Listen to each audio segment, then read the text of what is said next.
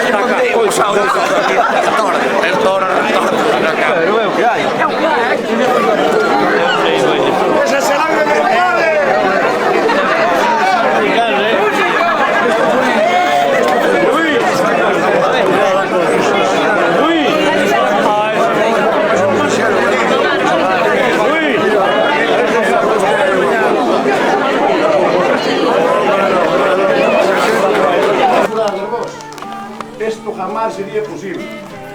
Jamás sería posible despois de décadas e décadas e décadas de enchufismo e de malas influencias e de prepotencia. Eso acabouse con nós. Seremos todos iguales. Aquí non vai haber nin alcalde, nin tenente alcalde, nin superconcejados. Seremos todos exactamente o mismo. Traballaremos con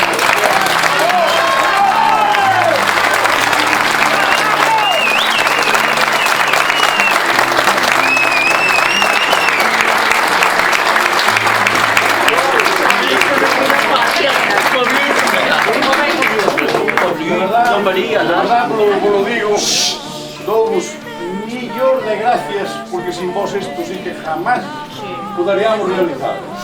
Esta é a vosa casa, esta casa non é de nadie. É a vosa porque vos pertenece por lei. Metede unha cabeza. Pertenecemos a vos esta casa e todas as obras públicas que hai aquí no Concello da Bolada son vos. E farémolas moito millores e renovaremos as que hai e farémolas en condición non como fixeron hasta ahora. Moitísimas gracias.